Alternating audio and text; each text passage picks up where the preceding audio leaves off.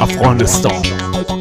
شعر و تنظیم کریم طوفان، با صدای کریم طوفان.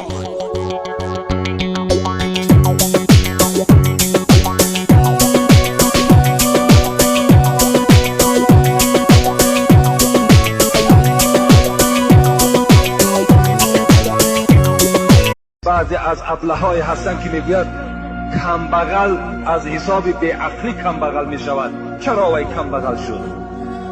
بعضی ابله‌ها هست، بعضی آدم‌های هستن که از حد گذشتن، بعضی آدم‌های هستن که مغرور شدن، میگوید کمبغل از پیش خود کمبغل می شود.